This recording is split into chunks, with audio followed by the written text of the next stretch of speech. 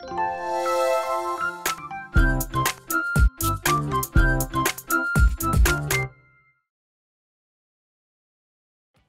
잠시 후 행복한 아침에서는 오늘은 역사 속에 어떤 의미를 갖는 날인지 오늘의 역사 준비되어 있고요. 또 맛있는 요리를 쉽게 알려드리는 이보은의 사계 식탁 이어집니다. 저희는 잠시 후에 다시 돌아올게요.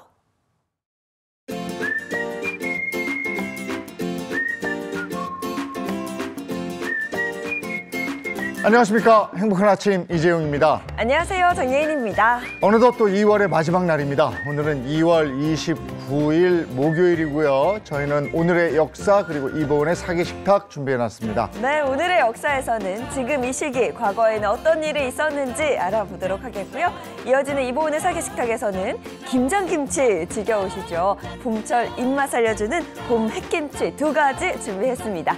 자, 2월의 마지막 날 행복한 아침 본격적으로 시작합니다.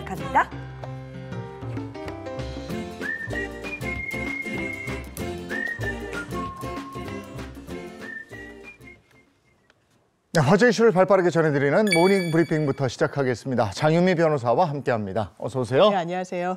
네, 첫 번째 이슈부터 전해주시죠. 네, 첫 번째 이슈. 정부가 의과대학의 정원을 확대한다고 발표하자요. 지방 학군지에 상당한 관심이 쏠리고 있다는 소식입니다. 지역 인재 전형으로 의대 정원이 늘어날 가능성이 커진 가운데 강원, 부산, 대구 등 지방 학군지를 중심으로 지방 부동산 시장이 다시 활기를 띨지까지 기대감이 높아지는 상황입니다. 정부가 의대 정원을 2,000명 증원한다고 발표하면서 지방 학군지가 주목을 받고 있습니다. 그렇습니다.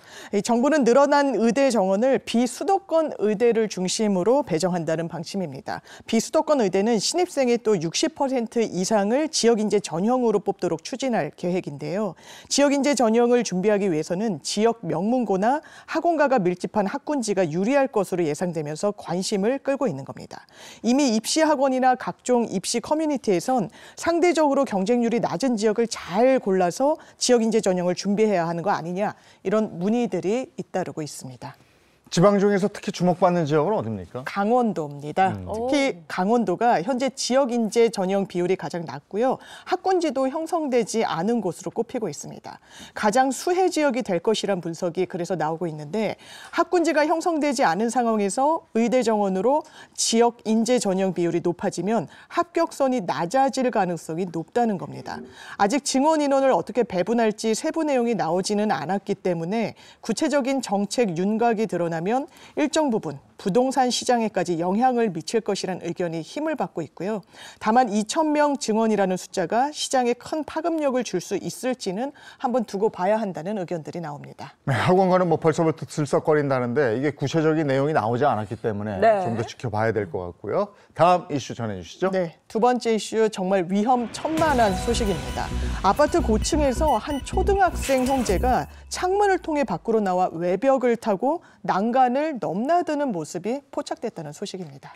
듣기만 해도 너무 아찔한데요. 어떻게 된 일일까요? 네, 지난 27일 경기도의 한 아파트에서는요, 입주민 단체 메시지방에 남자아이 2명이 아파트 18층으로 추정되는 높이에서 난간을 붙잡고 매달려 있는 사진이 한 장 공개가 됐습니다.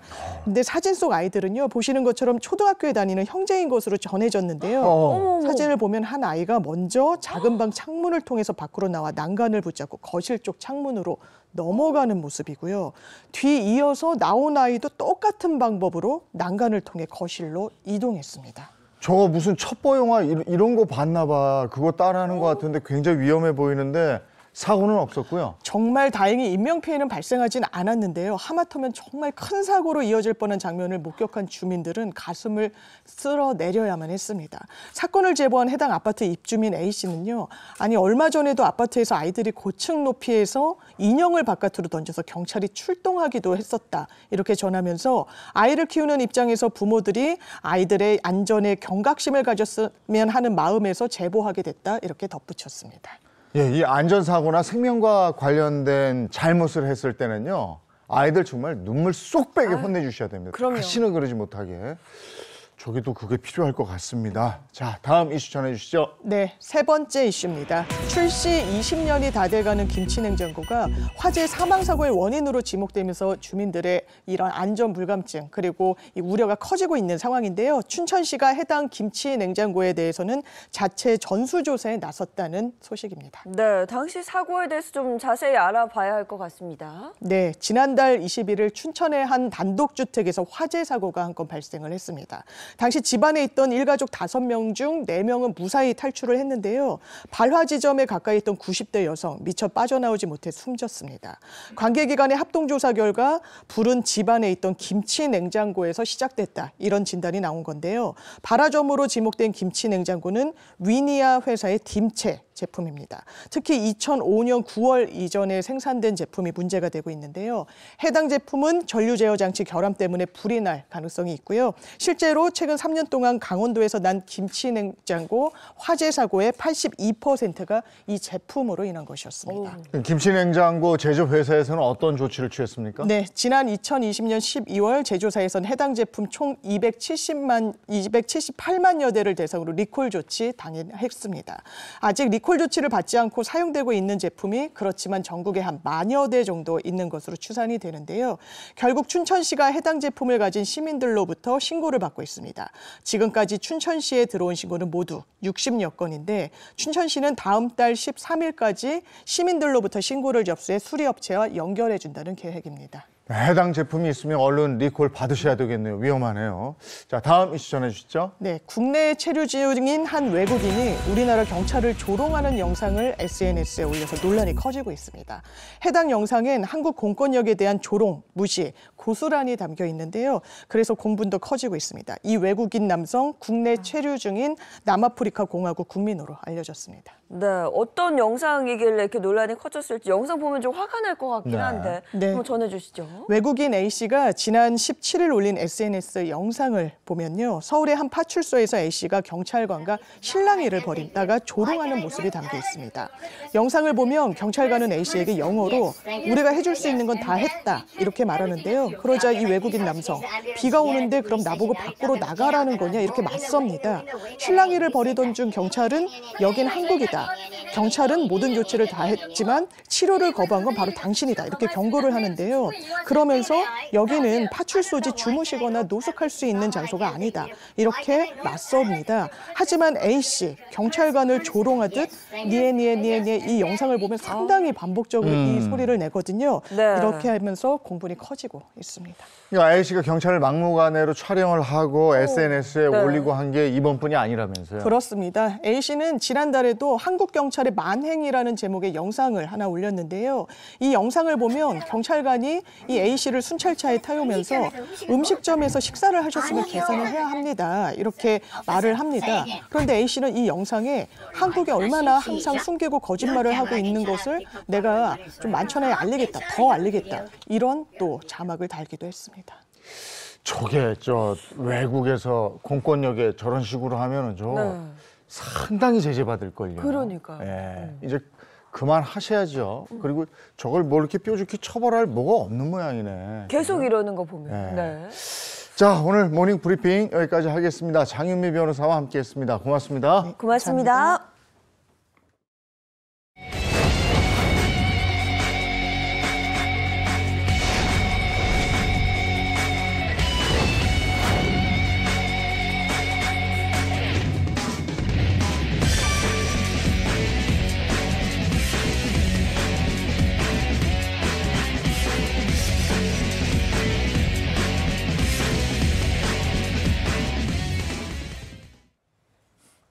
예, 역사 속에 오늘 어떤 의미를 갖는 날일까요? 오늘의 역사 준비되어 있습니다. 개그맨 정철규 씨와 함께합니다. 어서 오세요. 네, 오늘도 역시 역사를 사랑하는 남자 개그맨 정철규입니다. 반갑습니다.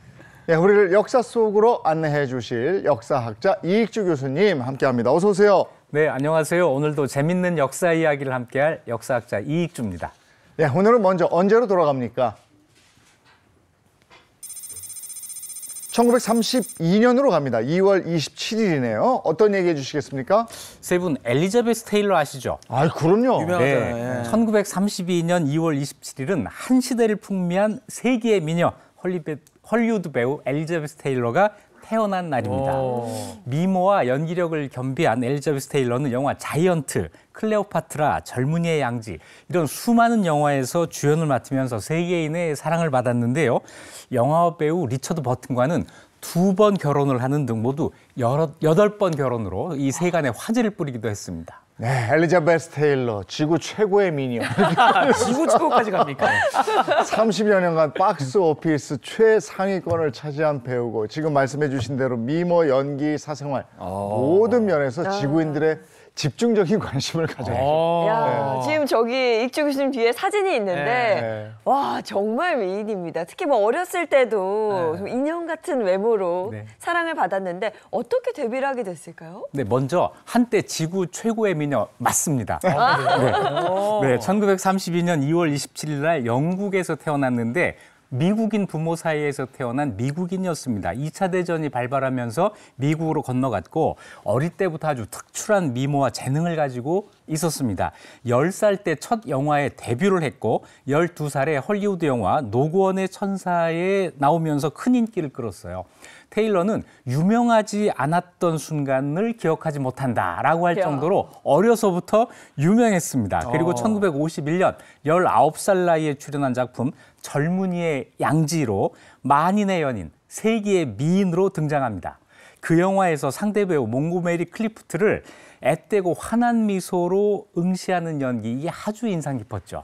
네, 이 엘리자베스 테일러가 머리가 좀 기억력이 상당히 좋다고 합니다. 그래가지고 모든 촬영 장면을 다 외웠다가 한 번에 끝내는 걸로 또 굉장히 유명했다 그러더라고요. 네, 엘리자베스 테일러는 오히려 미모 때문에 연기력을 정당하게 평가받지 못한 그런 배우였어요. 평생 연기 수업 한 번 받지 않고 바로 배우가 됐는데도 처음부터 연기를 잘했고 특히 기억력이 좋고 순간적인 감정 몰입에 아주 능했다고 합니다. 모든 장면을 단 한 번의 촬영으로 완벽하게 끝내는 것으로 정평이 나 있었다고 하는데요. 그래서 다른 배우들이 촬영 직전에 준비가 필요하다면서 대사를 다시 한번 확인하고 남을 기다리게 하고 이런 걸 이해를 못했다고 하는 거죠. 어머나, 어머나. 자, 그 정도예요. 야, 장현 씨하고 싸우겠는데. 근데 저 때는 진짜 남자 배우들도 보면 잘생겼어요. 맞아요. 그리고 이 엘리자베스 테일러는 미모뿐이 아니고 또 화제가 된 게 8번의 결혼 아니겠어요? 야. 엘리자베스 테일러는 7명의 남자와 8번 결혼을 했습니다. 그러니까 한 명과는 2번 결혼을 한 건데요. 첫 결혼 상대는 18살인 1950년 호텔 재벌인 콘래드 힐튼 2세였습니다. 바로 그 힐튼 그 사람이죠. 하지만 해가 바뀌기도 전에 바로 그 해에 바로 이혼을 했어요. 이어서 1952년 20살 연상의 영국 영화배우 마이클 와일든과 결혼해서 아들을 둘을 뒀습니다. 하지만 5년 만인 1957년에 헤어졌습니다. 와일딩과 이혼한 지 불과 일주일 뒤에 이번에는 영화 제작자인 마이클 토드와 결혼을 했고요. 어머나. 딸을 낳았는데 바로 그 다음에 비행기 추락 사고로 토드가 숨지는 그런 아픔을 겪어야 했습니다.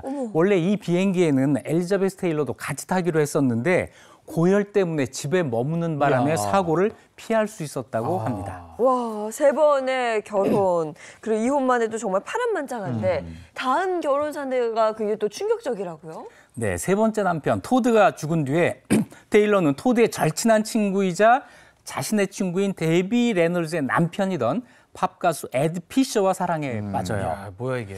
자, 토드와 테일러의 결혼식에서 피셔와 레널스 부부가 각각 신랑 신부의 들러리를 맡았을 정도로 네 사람이 다 친한 사이였는데요. 어머나. 토드가 사망했을 때 피셔가 엘리자베스 테일러를 위로해 주겠다고 비행기를 타고 가요. 그리고는 거기에서 사랑에 빠집니다. 어머. 자, 자기 부인 레널스에게 이혼을 요구를 하는데 당시 한 기자가 세간의 비판을 전하자 테일러는 날더러 어쩌라고 그럼 혼자 자란 말이야? 라고 응수해서 유명해집니다. 네, 정말 헐리우드에서 이 절친한 친구의 가정까지 이해가 잘, 네. 네, 이해가 안 되죠. 안 되죠. 네.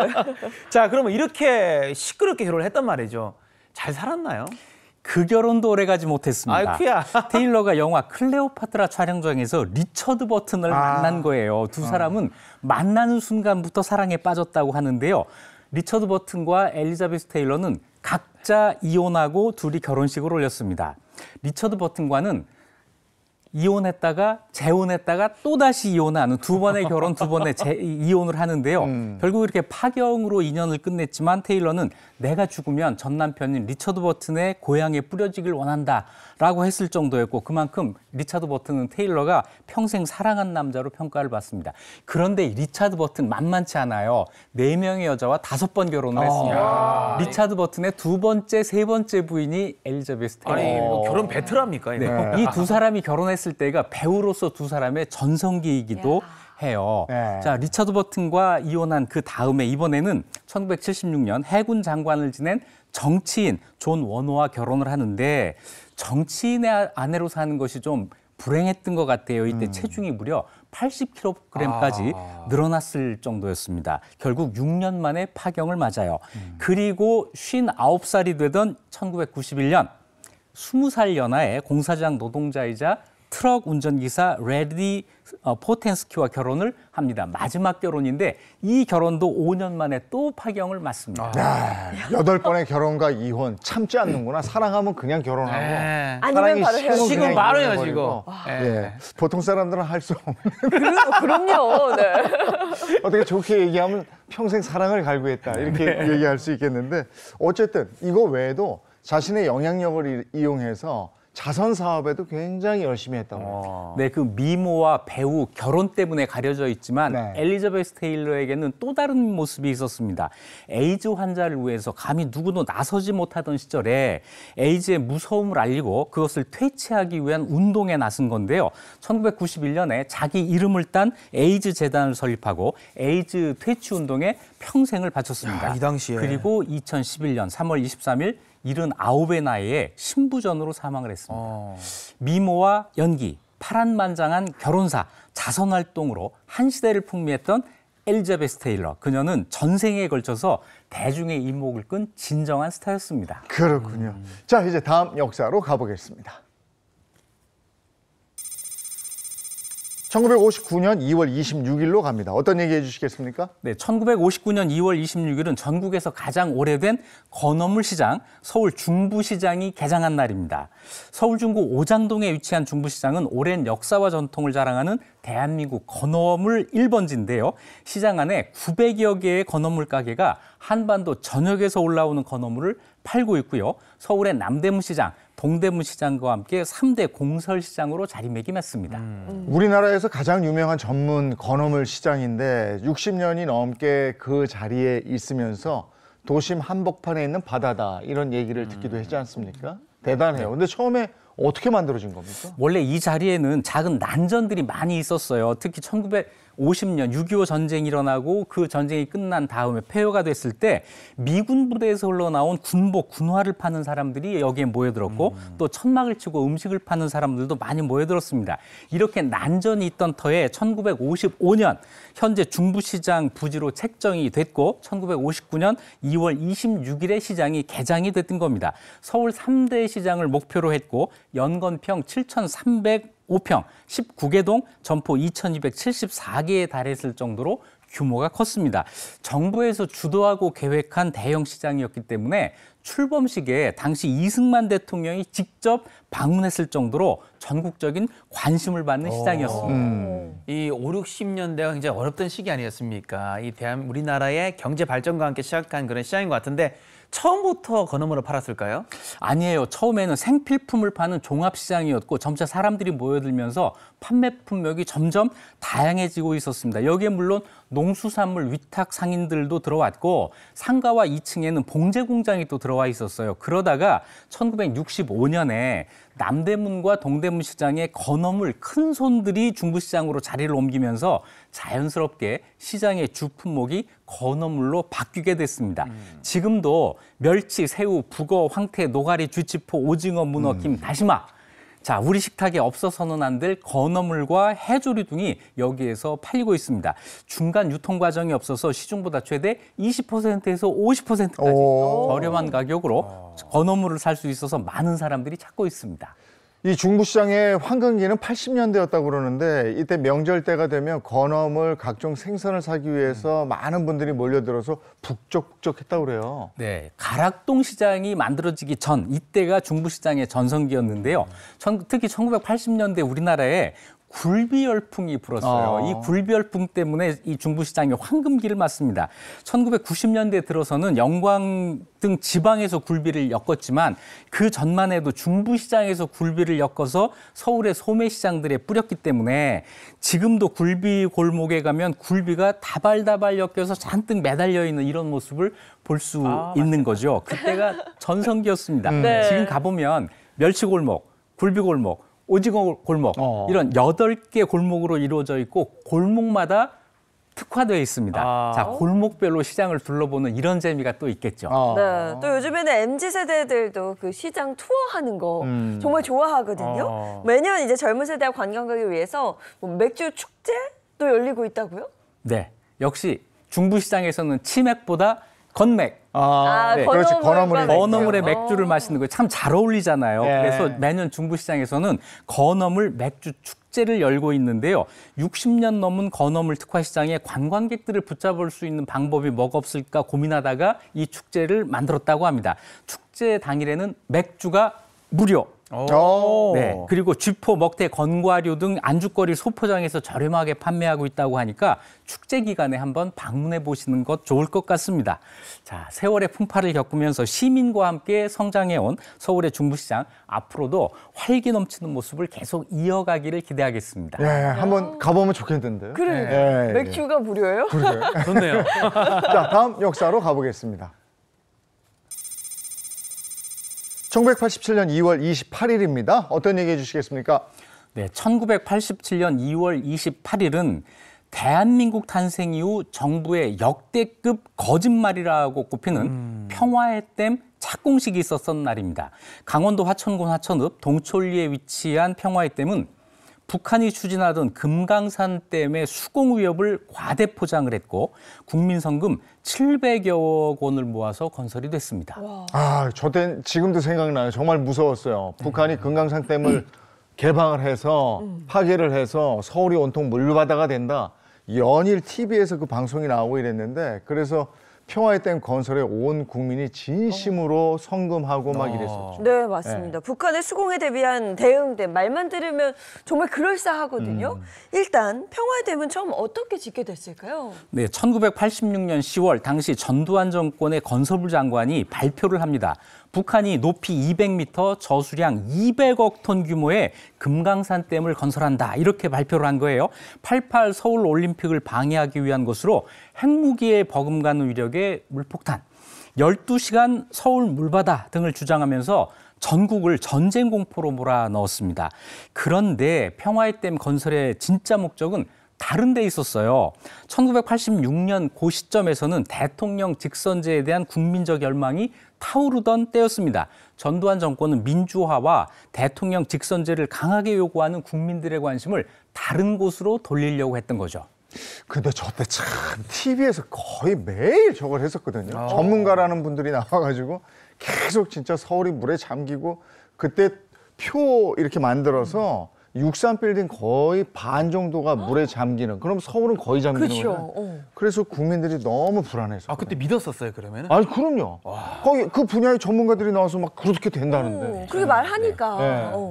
네, 북한의 200억 톤 물공격으로 여의도 63빌딩이 잠기는 것을 막아야 한다 이러면서 63빌딩 절반이 물에 잠기고 서울이 물바다가 된 이런 영상을 TV에서 연일 상영을 했습니다. 저거요. 게다가 당시 전문가라고 하는 사람들이 네. 출연해서 그럴싸한 설명까지 덧붙였어요. 그런데 지금 생각해보면 우리나라에는 200억 톤의 물을 저장할 수 있는 강이 없습니다. 아이고. 일반인의 상식으로 봐도 안 될 일을 전문가가 나와서 이야기를 한 네. 거죠. 대표적인 고카가세의 사례인데요. 그러다 보니까 국민들은 이걸 믿을 수밖에 없었고 불안감이 극에 달했죠. 네. 그래서 막 이런 분위기 형성이 되니까 그냥 국민들이 평화의 댐을 만들자고 모금 운동이 시작이 되잖아요. 네, 전두환 정권은 북한의 수공을 막고 오히려 북쪽을 수몰시킬 수 있는 평화의 댐을 건설해야 된다 이렇게 주장을 해요. 평화의 평화댐 건설 추진위원회를 만들어서 전국적인 국민 모금 운동을 벌입니다. TV에서는 연일 댐 건설 성금 모금 생방송이 열렸고요. 초등학생부터 백발의 노인까지 전 국민이 모금에 동참했어요. 학교에서는 성금을 내지 않는 학생들을 공개적으로 모욕하거나 따돌림을 유도하거나 이런 일까지 벌어졌고 심지어는 초등학교에 찾아와서 학생들에게 빈 봉투를 나누어주고 그걸 모금함에 넣는 장면을 방송하는 일까지 있었습니다. 많은 국민들이 모금 운동에 참여하게 된 데는 그 TV 방송? 말씀하신 것처럼 뭐 전문가가 나와서 얘기를 하고 뭐 그림으로 보여주고 하다 보니까 그 위력이 좀 컸던 것 같습니다. 결국 공사를 위한 돈은 다 모였을까요? 네. 초등학생 주머니에서 나온 돈을 흔히 코 묻은 돈이라고 하잖아요. 이 코 묻은 돈까지 걷어서 모인 국민 성금이 모두 733억 원이나 됐습니다. 정부는 이듬해인 1987년 2월 총 공사비 1,509억 원을 들여서 평화의댐 공사에 들어갔습니다. 그리고 2년 3개월 만인 1989년 5월 높이 80m에 이르는 평화의댐이 완성이 됐습니다. 그런데 이 댐은 발전 시설도 없고 수문도 없고 그냥 댐만 있는 바보댐이라는 소리까지 들었어요. 게다가 평화의댐 건설의 진원지였던 200억 톤 수공설의 그 금강산댐 건설과 관련해서는 아무런 소식도 들리지 않았습니다. 실제로 만들어지지 않고 있었던 거죠. 그래서 정부가 북한의 금강산댐 공사 현황을 가늠할 수 있는 항공사진을 은폐하기까지 했어요. 근데 저때 이제 와 해가지고 모금해서 평화의 댐이다 이래가지고 홍보한 다음에는 국민 관심에서 사라지게 방송에서 저런 얘기가 나오질 않아요. 그러니까 도대체 어떻게 된 건가 했고요. 당시에 모금 방송에 동원됐던 방송 관계자들이 그 뒤에 대국민 사기극임이 밝혀진 다음에 너무너무 창피했다는 거예요. 네, 아마 그랬을 겁니다. 이때 방송의 역할이 아주 지대했고 이 방송을 한 분들이 그 뒤에 굉장히 많은 반성을 했을 거라고 보이는데요. 잊혀가던 평화의댐이 다시 주목받은 것은 김영삼 정부 시절인 1993년 국회의 국정감사 자리에서였습니다. 그때 드러난 평화의댐 사건 전모는 국민들에게 큰 충격을 안겼는데요. 1986년 당시에 전두환 정부가 평화의댐 건설을 추진하면서 북한의 수공 위협에 대한 정보를 과장, 조작했을 뿐 아니라 국민 성금 모금을 시국 전환용으로 악용했다고 한 것이 밝혀진 겁니다.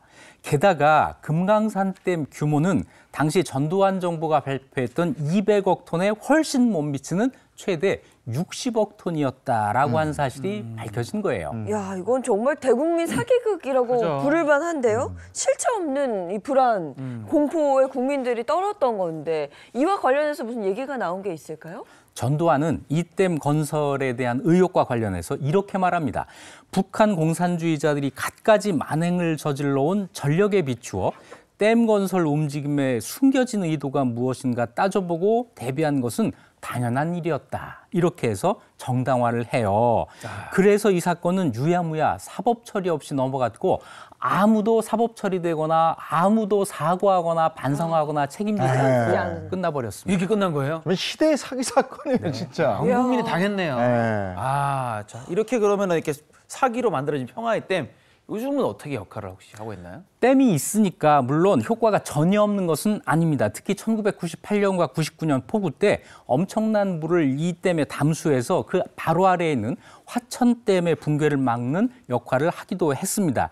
그래서 이 역할 때문에 2002년에 2단계 보강공사, 2012년 3단계 보강공사를 거치면서 현재 북한강 유역 수위를 조절하는 역할을 하고 있습니다. 결과론적으로는 댐 역할을 하고 있지만 평화의댐을 만드는 그 과정은 국민들을 우롱한 커다란 사기극이었어요. 안보를 이용해서 이런 그 정권의 이익을 챙기게 되면 양치기 소년 거짓말이 떠오르게 되는 거죠. 국민들이 이 안보 문제에 무감각해집니다. 국민들의 안보의식을 좀먹는 일을 지금 하게 된 거예요. 대한민국 사회의 그 당시 부도덕함, 왜곡된 민주주의를 보여주는 아주 상징적인 사건이었습니다. 코 묻은 돈까지 성금 모금을 해서 상당한 액수가 모였는데 그 돈이 여기 다 들어갔을까? 아니 근데 못 낸 애들을 창피까지 줬잖아요. 그 돈이 다 들어갔을까? 이게 어디로 갔을까? 뭐 여러 가지 생각이 납니다. 자, 오늘의 역사, 다음 역사로 가보겠습니다. 1983년 3월 2일로 갑니다. 어떤 얘기 해주시겠습니까? 3월 2일은 개학하는 날이죠.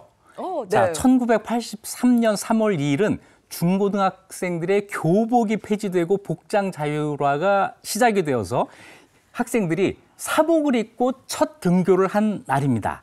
이날부터 수십 년 동안 학생들을 묶어놓았던 교복 대신에 자유롭고 간편한 복장을 마음대로 입을 수 있게 됐습니다. 하필이면 저 때가 제가 고3 아닙니까? 고3이 탁 돼서 공부를 좀 착 하고 해야 되는데 교복 자율화야. 마음이 너무 풀린 거지.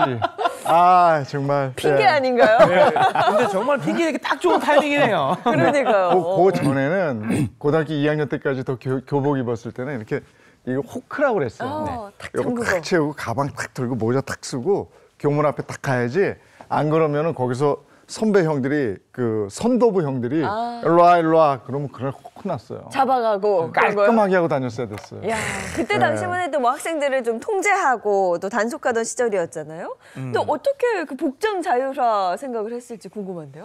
이것도 전두환 정권의 일이죠. 어머나. 취임 후에 국민 여론을 돌리기 위해서 달콤 정책을 많이 시행했는데 그 대표적인 것이 중고등학생들의 두발 자유화 그리고 교복 자율화였습니다. 그때까지 중고등학교 학생들은 머리를 짧게 깎고 교복을 입었는데요. 이 교복, 남학생 교복, 겨울에 입는 동복은 전부 전국의 모든 학생들이 검정색 교복을 입었어요. 그리고 이 스탠드 컬러라고 하죠. 이 목에 깃이 서 있고 한쪽에는 학교의 교표가 있고 한쪽에는 학년을 드러낸 숫자가 있고요. 이름표를 달고 있어서 이 옷 입고 그대로 군대 가면 군인이 되는 이런 체제였던 거예요. 이게 바로 일본의 잔재였던 건데, 자, 학생들의 자율성을 규제하는 이런 거 없애야 된다. 또 일제 잔재를 청산해야 된다. 이런 명분을 가지고 교복 자율화를 추진을 했던 겁니다. 이게 뭐 처음이야 많이 환영을 하는 학생들이 많았을 건데 매일 아침마다 이제 자율화가 되면은 옷을 골라야 되는 옷 걱정 시작했죠. 이게 또 사춘기 때 네. 똑같은 옷 입고 가면 애들이 놀리거든요. 그러다 보면 애들이 좀 고민이 많았을 건데 자율화 이후 그럼 학생들 옷을 또 어떻게 입었을까요? 네, 옷을 어떻게 입을까 고민하는 것이 바로 그 자유의 대가라고 하는 거죠. 이 대가를 치러야 자유를 누릴 자격이 생기는 거죠.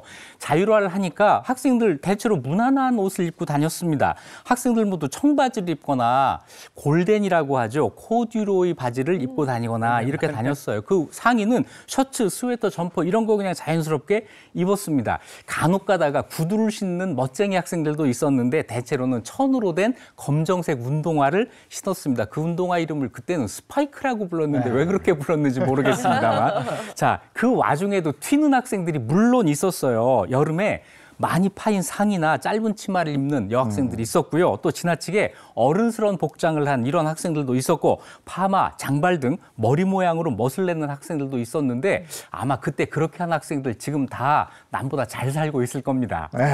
그 유행의 선봉에 서고 그때 유행이 있었어요. 조다땡 청바지, 나이땡 신발, 또 뭐 아식땡 신발. 그때 그것도 있었어요? 있었어요. 그래서 고무신에다가 아니면 실내화에다가 그거 이렇게 마크 그려가지고 다니는 친구들도 있었어요.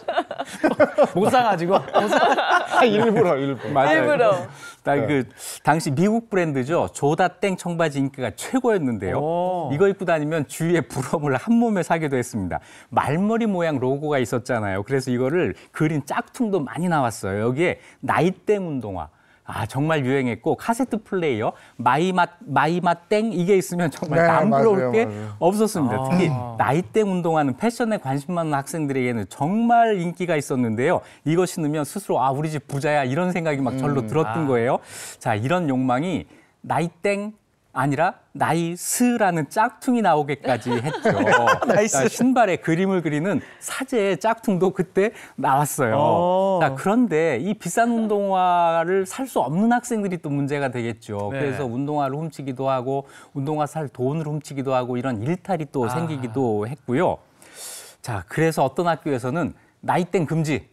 자, 이렇게 한 학교도 있었습니다. 특정 상표로 금지를 해버리는. 네, 이거 못 신게 한 거예요. 그것 때문에 자꾸 이제 이런 일이 생기니까.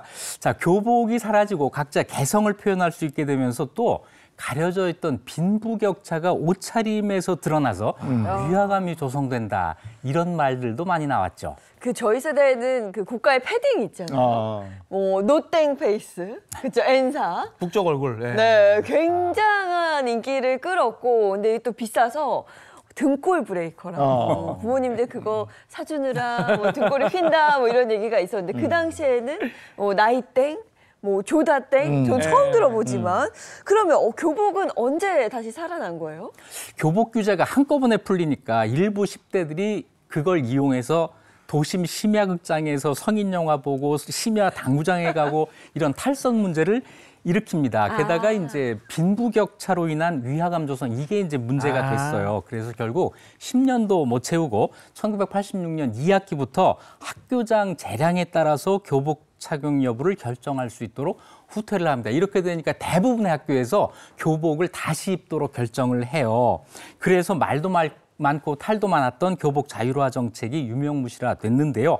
하지만 그 이후에 만들어진 교복은 그전과 많이 달라요. 그전에는 전국의 모든 학생들이 검정색 옷을 입고 다녔어요. 지금은 학교마다 자유롭게 선택할 수 있는 교복을 정말 밝은 옷을 맞아요. 입고 있죠. 그래서 네. 옛날 교복보다는 훨씬 좋아진 겁니다.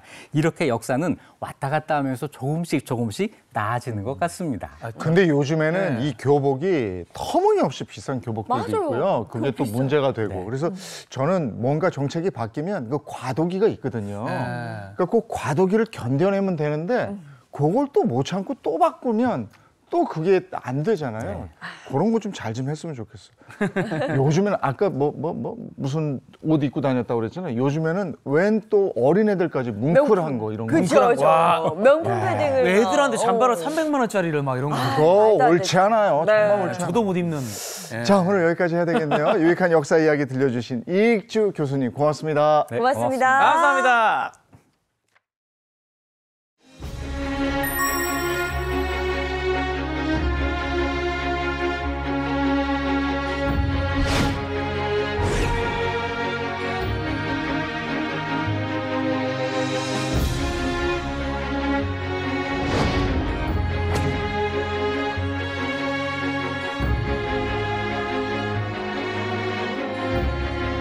You got me begging you for mercy. Why won't you release me? You got me begging you for mercy. Why won't you release me?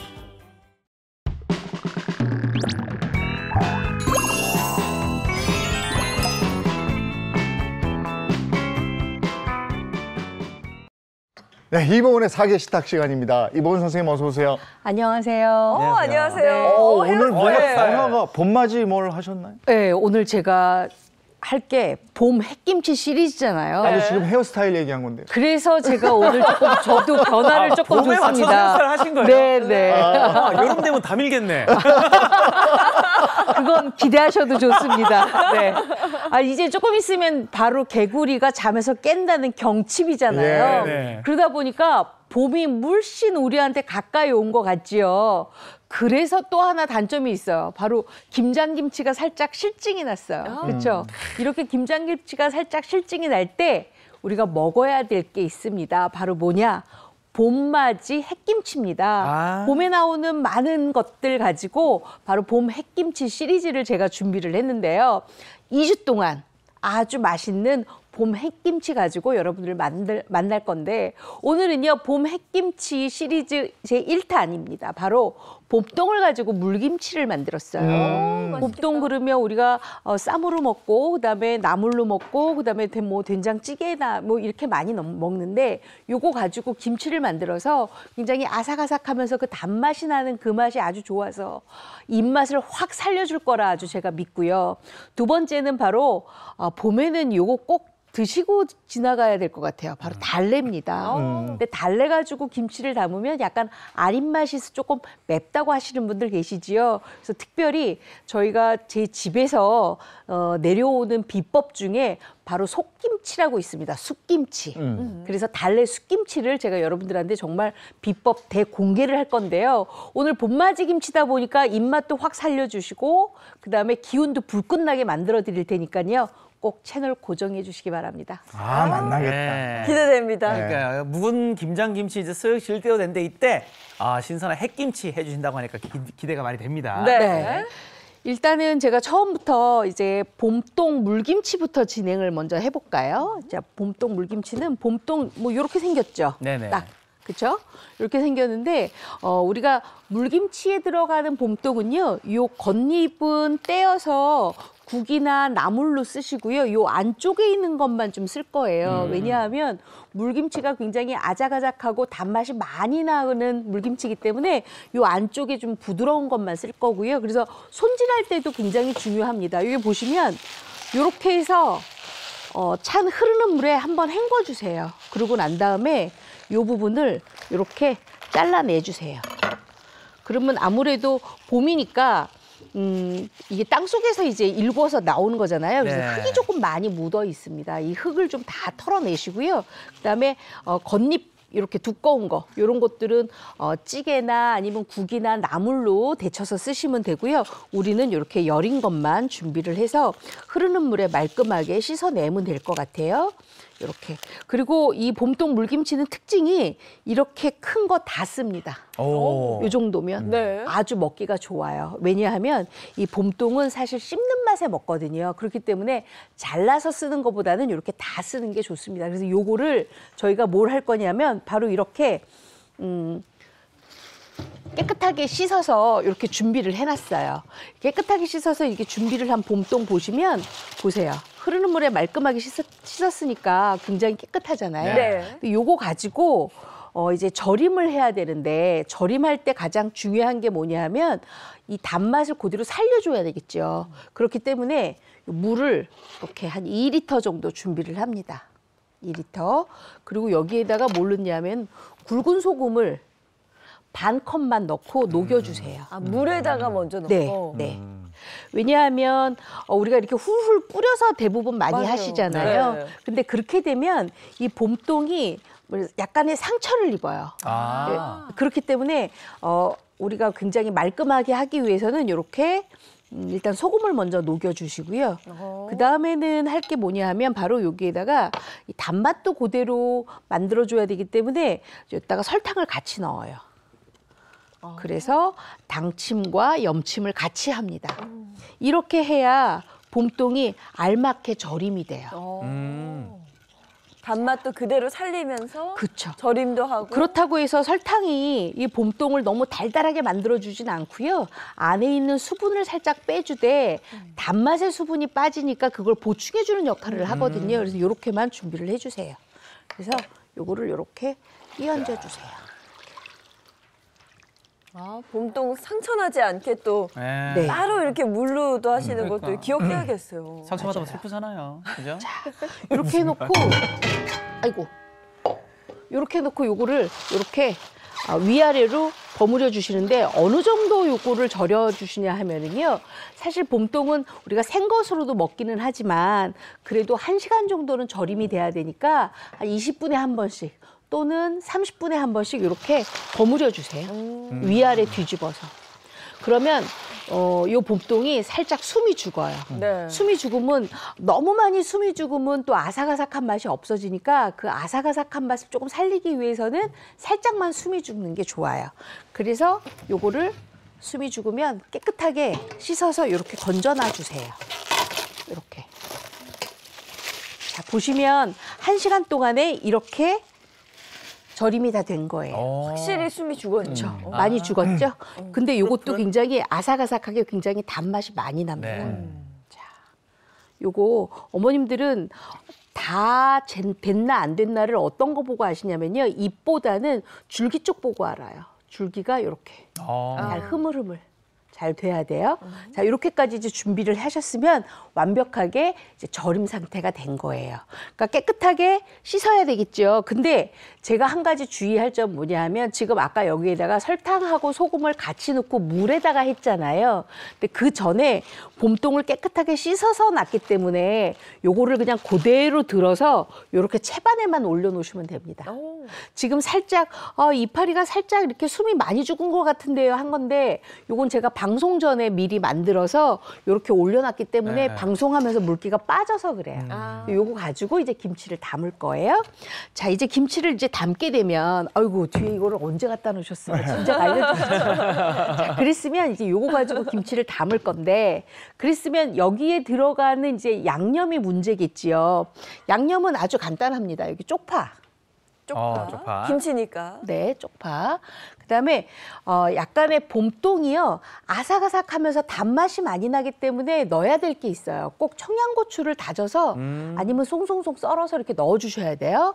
그리고 약간의 빨간색 고추가 있으면 훨씬 더 색스럽겠죠. 그래서 홍고추도 이렇게 1개 정도 분량 이렇게 썰어서 넣어주시고요.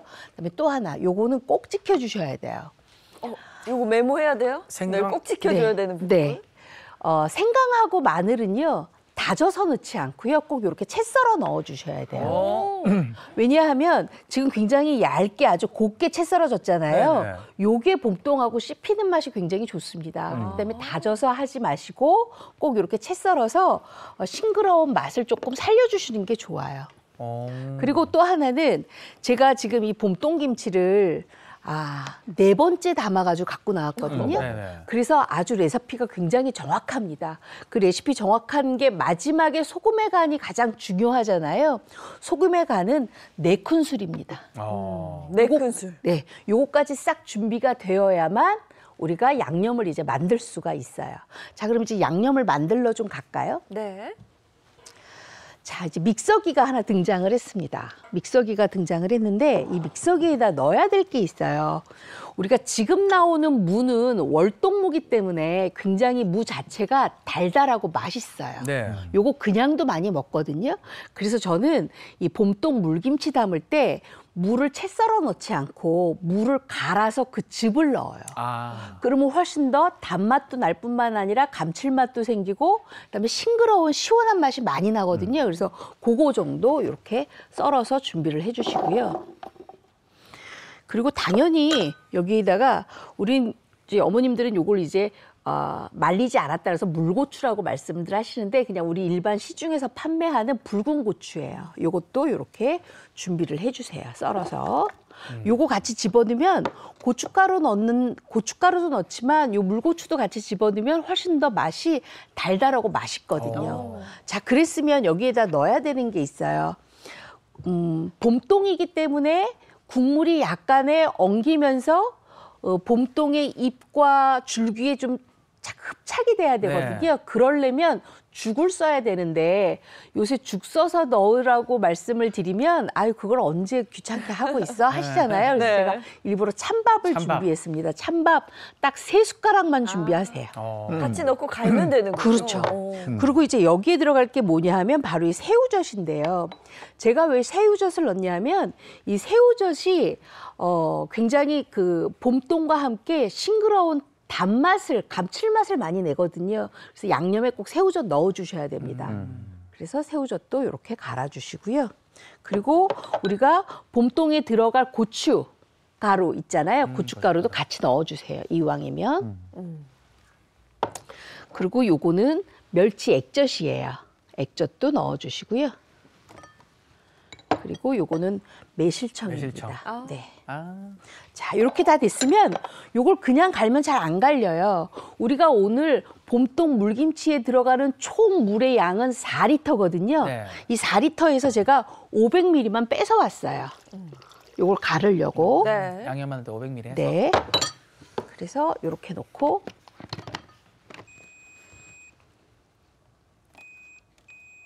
어느 정도로 갈아야 되는지도. 그렇죠. 굉장히 물김치니까. 되게 굵게 갈아야 아주 곱게 갈아야 돼요.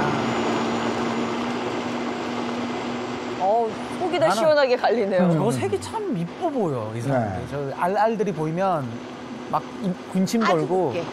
예전에는 요거를 다 절구에 빻아서 했는데 이제는 그럴 필요 없이 믹서기가 있다 보니까 이렇게 아주 곱게만 준비를 해주세요. 근데 또 하나, 요 정도만 갈아요. 왜냐하면 제가 배보자기를 준비를 했어요. 요거를 다 하면 약간의 뭐 투박하게 맛있긴 하겠지만 그래도 이왕이면 깔끔하게 드시는 게 좋잖아요. 그래서 이왕이면 요거를 배보자기에다 넣고 국물을 조금 흘러내리는 게 좋아요. 그래서 4리터의 물 중에서 아까 500cc는 저쪽에다 줬잖아요. 나머지 것만 이렇게 준비를 하세요. 그리고 배보자기도 이렇게 준비를 하세요. 그거 도와드려야 되지 않아요, 선생님? 예, 정철규 씨가 그렇지. 잠깐만 네. 나와주시면 괜찮을 것 같아요. 이렇게 요것만 이렇게 잡으세요. 이렇게, 이렇게? 예, 이렇게 잡으세요. 여기도? 아니요, 그냥 이렇게만 잡으세요. 선생님 오늘 좀 예민하신 것 같습니다. 아니 나는 하얀 옷 입은 사람이 여기까지 잡으면 혹시 튀길까봐. 자, 이렇게 하면 요 물을 이렇게 부어요. 이렇게. 아, 밑에 빠져나간다. 저렇게 해야 국물이 깔끔하더라고요. 자, 제가 집에서 같으면 요거를 넣어서 이렇게 헹궈서 했을 텐데 지금 방송 중이라 바쁘니까 요 정도만 해서 요거 잠깐만 갖고 계세요. 자, 이렇게 됐으면 요거를 짜야 되죠. 이렇게 해서 요거를 잠깐 묶어주세요. 이제 철구 씨 됐어요. 네네, 이제. 감사합니다. 그다음에 요거를 이렇게 치대요. 그러면 이 안에서 빨간 물이 이렇게 흘러나오겠죠. 요걸 그대로 하시면 되는 거예요. 색깔 너무 곱잖아요. 네. 예뻐요. 여기 치대는데 너무 위에서 들고 치대면은 잘 안 나와요. 밑으로 내려놓고 안에서 치대야 이 고춧가루 물이 많이 나옵니다. 그래서 이렇게 준비를 해주세요. 자, 그리고 아까 이 안에 무도 들어갔고요. 그다음에 새우젓도 들어갔고요. 그다음에 물고추도 들어갔고요. 그다음에 밥도 들어갔잖아요. 그래서 그 밥 때문에 찰기가 조금 있어요. 이렇게. 하다 보면 이렇게 찰기가 좀 생겨요. 자, 이렇게 야. 준비를 해주세요. 가끔 물김치에 양념들 둥둥 뜰 때 있거든요. 그렇죠. 근데 이렇게 하면 전혀 그렇지 않은 거잖아요. 그렇죠. 마셔도 깔끔하게 마실 수 있겠다. 국물 딱. 맞습니다. 저는 사실 요거를 굉장히 오래 치대요. 안에 있는 걸 완전하게 다 나오게 하기 위해서 오래 치대는데 지금 방송 시간이 그렇게 길지는 않기 때문에 네. 여기까지만 이렇게 치댈게요. 평소에는 조금 더 그렇죠. 사실. 완전히 치대서 완전히. 요 그 건지 덩어리가 꽉 짜진 상태여야 돼요. 아셨죠? 꽉 짜진 상태. 그렇게 하는구나. 자, 됐어요. 자, 그랬으면 이제 여기에다가 하나씩 넣기만 하면 돼요. 뭘 넣느냐? 바로 쪽파, 네. 그다음에 마늘, 채, 채 썬 게 중요하다고 네, 하시더라고요. 마늘채, 얇게 생강 그리고 들어가고. 생강채, 그리고 여기다가 고추 다진 거. 네. 다진 게 아니라 송송송 썰었어요. 송송송. 씨는 있어도 괜찮아요. 굳이 씨 털어내려고 하지 마세요. 그리고 홍고추도 하고 제가 아까 말씀드렸잖아요. 여기에 간은 딱 소금 4큰술이면 완벽하게 맞다고 소금 4큰술 집어넣고요. 요거를 휘휘 섞어주세요. 이제 다 됐어요. 이제 봄동만 넣으면 돼요. 아, 맛있을 것 같아요. 지금 향이 오는데도 그 입맛 딱 살려주는 그 향이죠. 이렇게 됐으면 이제는 제가 조금 더 간편하게 알려드릴 거예요. 김치통을 하나 준비해 주세요. 김치통 준비하고 그다음에 요거를 제가 좀 쓸게요. 거기다 바로 하시려고 그러나? 네, 여기다가 넣어요. 이렇게 넣어주시고 요거 지금 김치 국물이잖아요. 네. 켜켜로 이렇게 그냥 담아주세요. 한 단 먼저 하고 네, 이렇게 잘 섞이게 이렇게 그리고 또 넣어주세요. 아, 푸릇푸릇하다. 제가 지금 간을 하나도 안 봤는데 네. 간 안 봐도 완벽하게 맞아요. 아, 이거를 생방송 전에 4번씩 따로 이제 하고 오시니까 그죠? 네. 그래야지 정확한 레시피를 알려드리잖아요. 만약에 제가 이 레시피를 안 해보고 여기 와서 한다 그러면 어머 건지는 많은데 국물은 넉넉하지가 않네요. 이 소리 나올 수도 있잖아요. 네. 그러니까 꼭 이렇게 4-5번씩은 만들어보고 나와야 여러분들한테 정말 맛있는 김치를 선보일 수가 있어요. 요즘 저렇게 집에 물김치가 있으면 고구마 맛있어요. 끝나죠. 그렇죠. 고구마 네. 삶아서 뭐 구워서 먹고 또 예전에 고사떡이라고 그랬던 네. 팥떡. 어우. 그게 또 이렇게 잘 어울리더라고요. 자, 이렇게 이제 준비가 됐어요. 그랬으면 요거 뚜껑 덮어서 지금 실내 온도가 21도에서 한 25도 왔다 갔다 하시잖아요. 댁에서. 네. 그러면 베란다 쪽이나 아니면 주방 그 문 안쪽에다가 요거 놓고 한나절 정도만 익혀주시면 아주 맛있게 드실 수 있는데요. 만약에 나는 그냥 먹어도 괜찮을 것 같다 하실 경우에는 바로 드셔도 괜찮은데 조금 차가워야 맛있어요. 그래서 제가 미리 이렇게 좀 담아왔습니다. 네. 요거는 제가 지금 금방 담은 거고 요거는 얼마나 제가 익힌 거예요? 이틀 전에 담아서 갖고 온 거예요. 요거를 한번 떠볼게요. 야. 이틀 전에 하신 거예요? 이게? 요건 이틀 전에 한 거예요. 지금 국물이 살짝 익고 지금 봄동이 살짝 사그러져서 아주 맛있는 아삭아삭한 맛이 나거든요. 오, 좋아. 지금 이재용 아나운서 먼저 못 참으셨어요. 한번, 네, 이게 참으려다 더 이상 마셨는데. 안 드시는 좋아. 저는 자. 진실의 표정을 봤어요. 이렇게 해서 제가 미리 드렸어요. 네네. 그걸 먼저 한번 잡숴 좋아, 보세요. 좋아. 아, 아, 국물 한번. 아우 이거네. 어쩜 이렇게 시원해요. 시원해요? 시원하죠? 아, 또 장현 씨 해장으로 이렇게 또.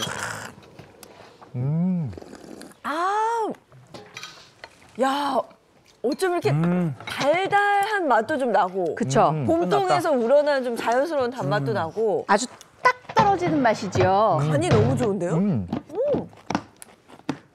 또 봄동 먹어봐야죠. 간이 딱 맞네요.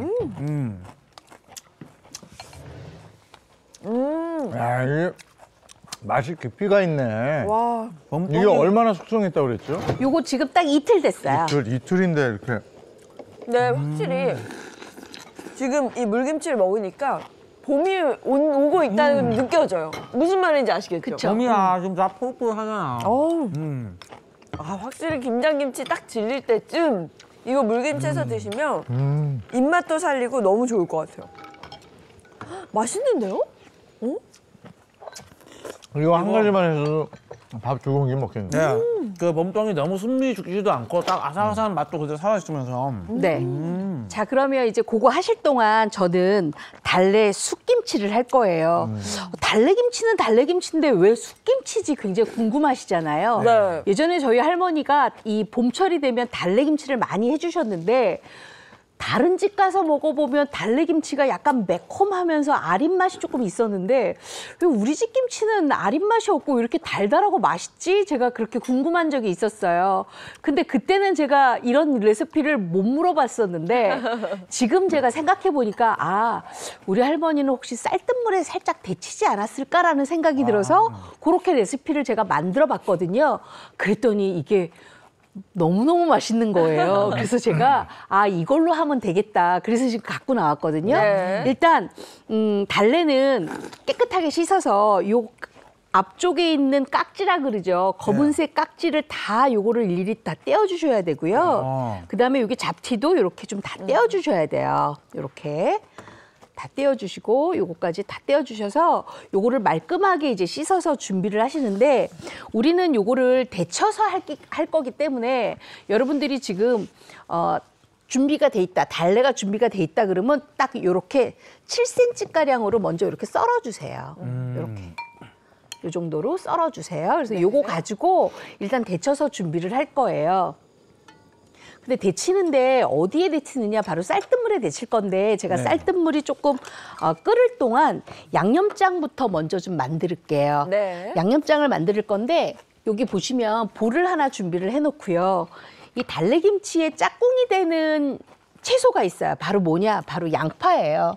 양파를 굉장히 곱게 채 썰어서 준비를 해주시면 되고요. 네. 그다음에 마늘은 아주 약간만 들어가지만 마늘은 쪽파가 좀 들어갑니다. 그래서 쪽파 한 5대에서 한 6대 정도 이렇게 썰어서 준비를 해주시고요. 이제 양념장을 만들어야 되는데요.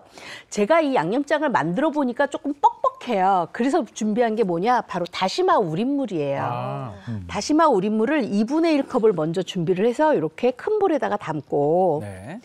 그다음에 고춧가루 넣고 미리 그다음에 불려줘야 돼요. 네, 진간장 넣고 요걸 미리 불려요. 네. 그리고 요게 뭐냐 하면 바로 여러분들 생강청입니다. 아마 지금쯤 겨울철에 생강청 준비해 놔셨던 분들도 계실 거예요. 네. 그리고 또 요새는 생강청을 시판한 걸 팔기도 하니까 생강청 넣으시면 훨씬 더 부드럽고 단맛이 많이 나서 좋고요. 여기에다가 이제 물엿만 넣으세요. 물엿. 그래서 잘 섞는데 제가 간은 진간장밖에 안 넣었거든요. 네. 그렇기 때문에 여기다가 간 맞춤을 해야 돼요. 뭘 좀 넣느냐? 들어가야죠. 바로 소금을 넣어요. 소금 2분의 1 큰술만 넣어주세요. 제가 요거 4번 해봤다 그랬잖아요. 그래서 네. 딱 맞아요. 정확하죠, 2분의 1. 뭐. 네, 네. 정확하게 이렇게 준비를 해주세요. 그래서 지금 요 달래를 데칠 동안 요 고춧가루를 이렇게 해서 요 상태에서 불려주셔야 돼요. 많이 불려주세요. 자, 그러고 난 다음에는 우리는 요걸 이제 데쳐줄 거예요. 다 데치는데 아까 제가 일부러 달래를 7cm, 6cm에서 7cm로 자른 이유가 있어요. 왜냐하면 이렇게 끓는 물에 데치게 되면 너무 길잖아요. 그럼 데치는 시간이 초과될 수도 있거든요. 근데 요거는 아주 금방 데쳐야 돼요. 넣었다가 바로 빼야 돼요. 그래서 이렇게 끓는 물에다가 소금을 넣고 쌀뜨물을. 네, 요 쌀뜨물이에요. 쌀뜨물이에요. 네. 넣고 이 알뿌리 있는 거부터 먼저 넣어주세요. 알뿌리 있는 거부터.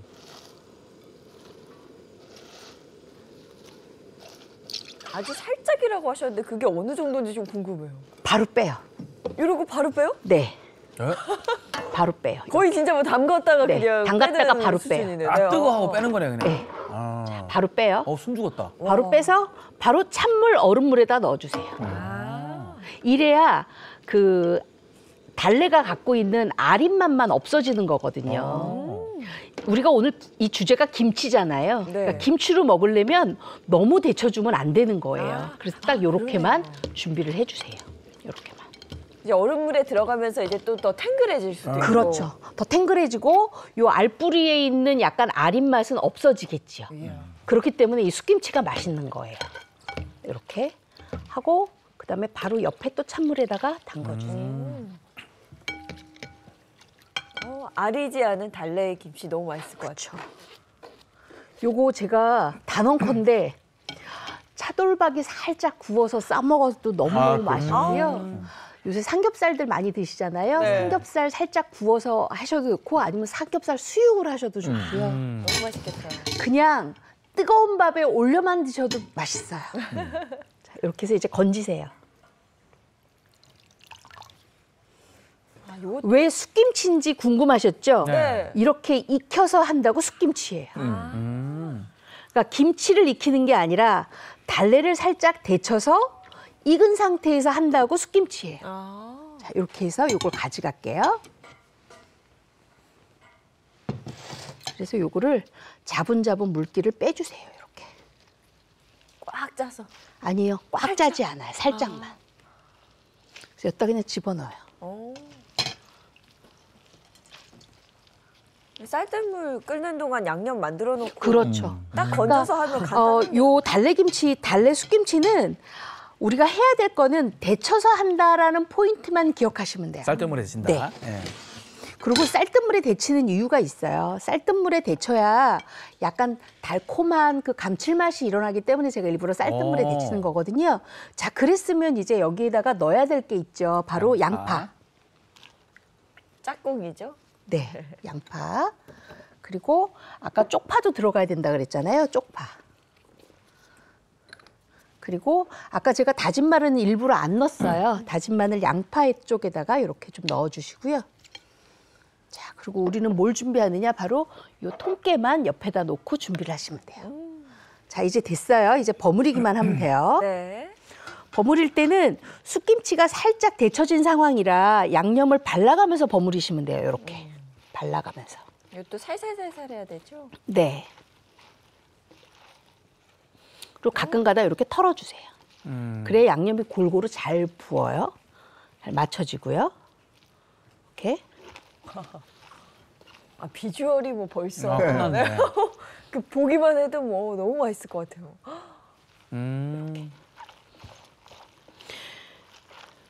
이게 딱 보면은 전부 푸릇푸릇하는 게 지금 봄이 안 돼요 지금 그죠? 네. 봄에는 달래 먹어줘야죠 또.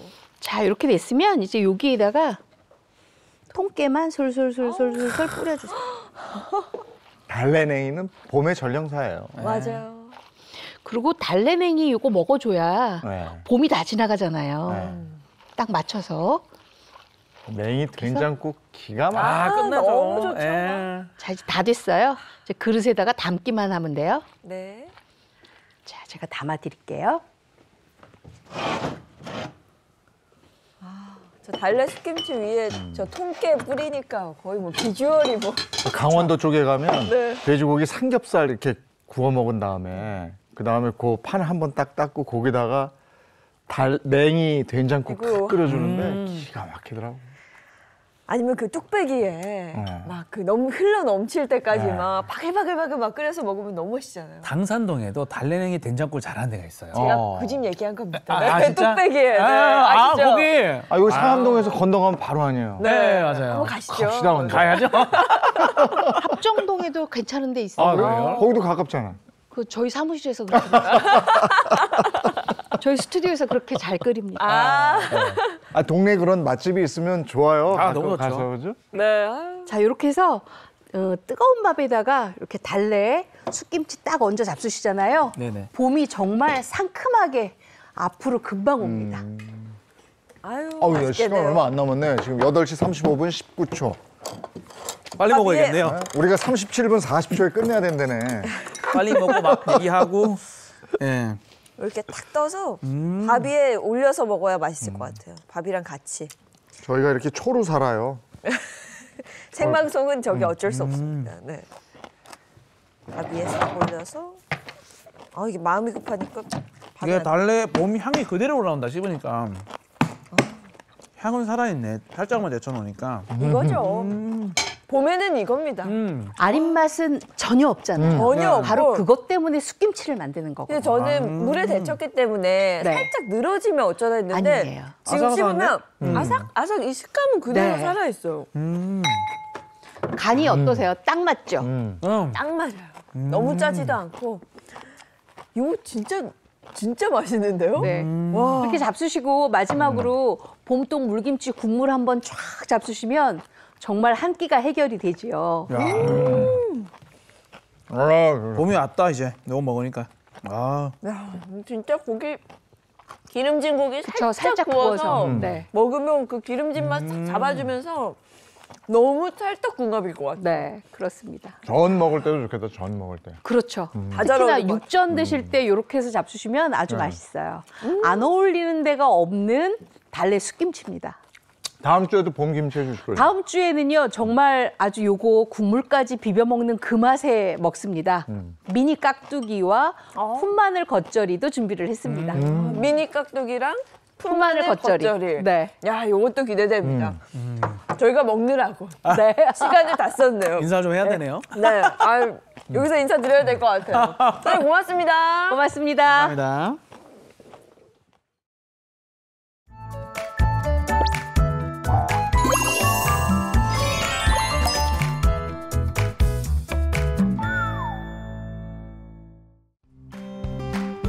안녕하세요. 마지연입니다. 오늘 전국에서 하늘빛이 흐립니다. 충청 이남에는 눈비 예보가 들어있는데요. 빗줄기는 온종일 이어지다가 밤이면 대부분 그치겠습니다. 출퇴근길 교통안전에 유의하시기 바랍니다. 네, 자세한 예상 강수량 보겠습니다. 오늘 제주에는 최대 40mm의 비가 내리겠고요. 그 밖에 전국에도 5에서 20mm가 예상됩니다. 수도권 곳곳에도 빗방울이 떨어질 수 있겠습니다.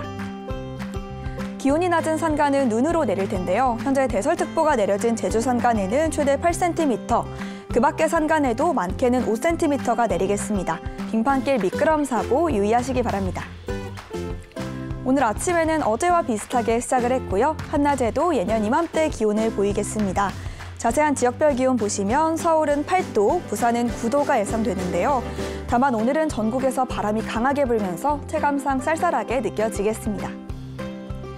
비가 그치고 내일과 모레는 기온이 뚝 떨어집니다. 내일 서울의 아침 기온 영하 6도, 체감 온도는 영하 10도까지 떨어질 텐데요.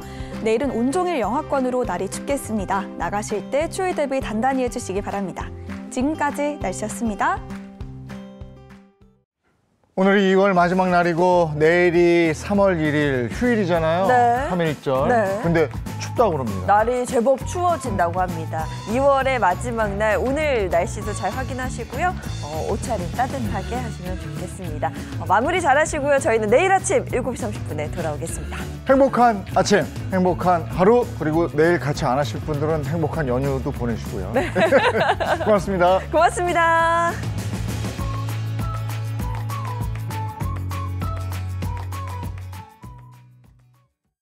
채널 A